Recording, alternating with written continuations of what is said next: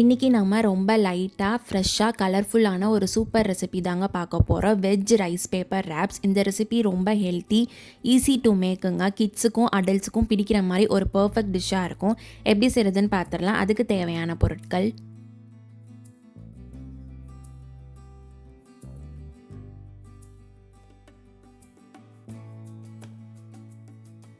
ஒரு பேனில் ஆயில் சேர்த்துக்கலாங்க. ஆயில் நல்லா சூடாகவும் சீரகமும் கருவேப்பிலை பொடியும் சேர்த்து நல்லா ஃப்ரை பண்ணிக்கலாங்க.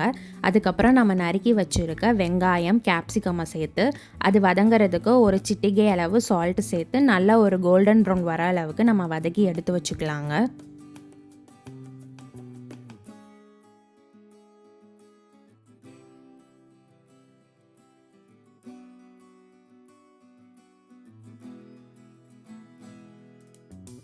பொட்டேட்டோஸை நல்லா பாயில் பண்ணி ஸ்மாஷ் பண்ணி சேர்த்துக்கலாங்க. சேர்த்துட்டு மென்ஷன் பண்ணியிருக்க மசாலா சேர்த்துக்கலாம். மசாலாஸ் உங்களோட ஸ்பைசி லெவலுக்கு ஏற்ற மாதிரி சேர்த்துக்கலாங்க. அதுக்கப்புறம் இஞ்சி பூண்டு விழுதாக கூட அரைச்சி சேர்த்துக்கலாம். நான் ரெடிமேடாக அவைலபிளாக இருக்கல பவுடர்ஸாக சேர்த்துக்கிறேங்க. சேர்த்துட்டு நல்லா அந்த பொட்டேட்டோவோட அந்த மசாலாஸ் மிக்ஸ் ஆகிற அளவுக்கு நல்லா ஸ்டிர் பண்ணிக்கலாம்.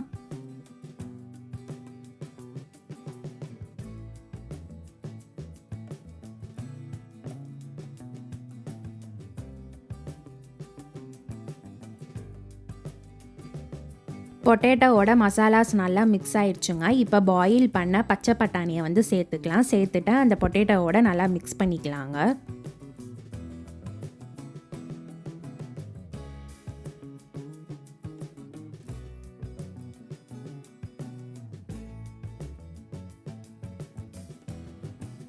தேவையான அளவு கொத்தமல்லி சேர்த்து நல்லா மிக்ஸ் பண்ணிக்கலாங்க.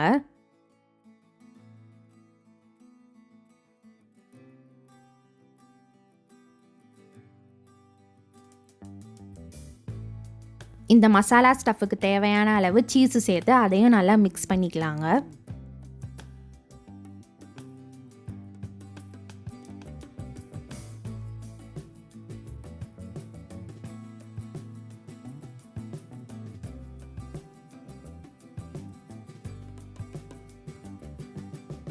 ஸோ அவ்வளோதாங்க, இந்த ரைஸ் பேப்பர் ரேப்ஸுக்கு தேவையான சீஸி பொட்டேட்டோ ஸ்டஃப்பை ரெடி பண்ணியாச்சு. ஒரு பிளேட் இல்லாட்டி பவுலில் லைட்டாக வார்மாக இருக்கிற தண்ணி சேர்த்துக்கலாங்க. சேர்த்துட்டு ரைஸ் பேப்பரை சோக் பண்ணி எடுத்துக்கலாம். எடுத்ததுக்கப்புறம் ஒரு பிளேட்டில் வச்சுக்கலாங்க. அதுக்கப்புறம் நம்ம ரெடி பண்ணி வச்சுருக்க அந்த சீஸி பொட்டேட்டோ ஸ்டஃப்பை அதில் ப்ளேஸ் பண்ணிக்கலாம்.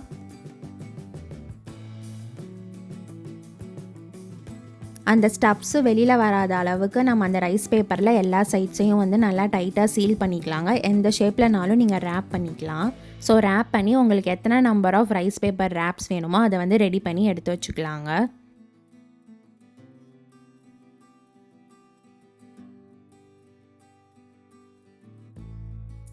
ஒரு பேனில் ஆயில் சேர்த்துக்கலாங்க. ஆயில் நல்லா சூடாகவும் நம்ம ப்ரிப்பேர் பண்ணி வச்சுருக்க ரைஸ் பேப்பர் ரேப்ஸை ஒன்றா ப்ளேஸ் பண்ணிக்கலாம். ப்ளேஸ் பண்ணிவிட்டு ஒரு மீடியம் ஃப்ளேமில் நம்ம ஃப்ரை பண்ணி எடுக்க போகிறோங்க. ஸோ ஆயிலால் நல்லா கோட் பண்ணிக்கலாம்.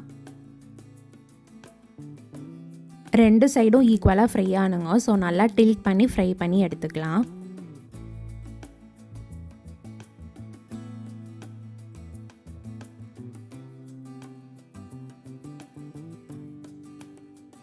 ஒரு லோ ஃப்ளேமில் வச்சு ஃப்ரை பண்ணி எடுத்தாலே போதுங்க. அதோட அந்த ரைஸ் பேப்பர் ரேப்ஸ் ஒரு கோல்டன் ப்ரௌன் வர அளவுக்கு குக் பண்ணாலே போதும். ஹை ஃப்ளேமில் வச்சு குக் பண்ண ஆரம்பிச்சிட்டோம்னா அது லைட்டாக கருக ஆரம்பிச்சிருங்க. அவ்வளோதாங்க, சூப்பர் கிறிஸ்பியான ரைஸ் பேப்பர் ரேப்ஸ் ரெடி ஆயிடுச்சு. பார்க்கும் போதே செம்ம டெம்டிங்காக இருக்குல்லங்க. ஹெல்த்தியாகவும் சாப்பிடணும், அதே டைமில் டேஸ்டியாகவும் இருக்கணும்னா கண்டிப்பாக இந்த ரைஸ் பேப்பர் ரேப்ஸ் அதுக்கு ஒரு பர்ஃபெக்ட் டிஷ்ஷாக இருக்குங்க. கண்டிப்பாக ட்ரை பண்ணி பாருங்கள்.